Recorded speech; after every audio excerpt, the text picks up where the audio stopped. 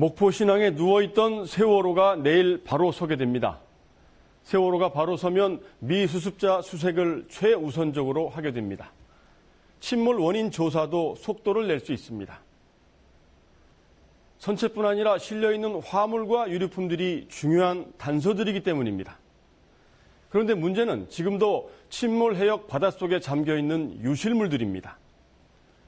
KBS 특별취재팀이 추적해보니 여전히 많은 유실물들이 남아있었고 특히 지난해 인양 과정에서도 일부 유실이 있었던 정황이 확인됐습니다. 홍진아 기자의 단독 보도입니다.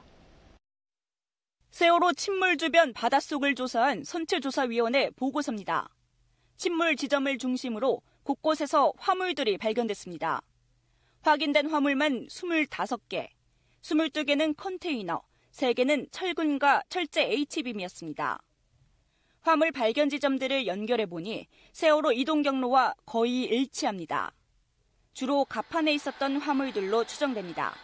보통 해저에 화물들이 이렇게 많이 가라앉아 있나요? 그렇진 않죠. 일반적인 해역이라면은 그렇게 컨테이너가 있고 철근이 있고 이럴 수는 없죠. 그런데 침몰 지점에서 꽤 떨어진 곳에서도 화물 8개가 발견됩니다. 지난해 인양 과정에서 반잠수식 선박까지 3km를 이동했는데 5개가 바로 이 경로에 들어있습니다.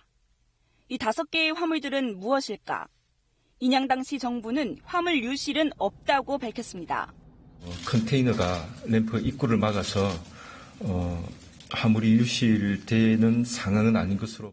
선조위는 이 화물들이 세월호의 화물일 가능성이 높다고 결론 내렸습니다.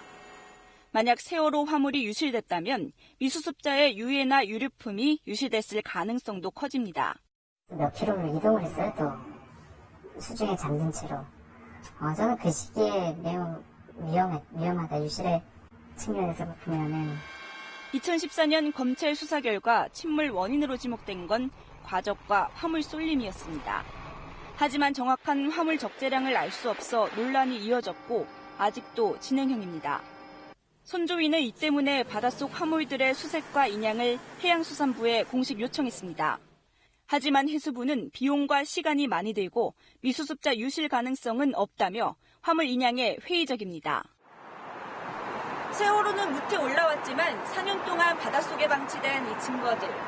더 늦어지기 전에 최소한의 수색 작업이라도 이뤄져야 할 것으로 보입니다. KBS 뉴스 홍진아입니다.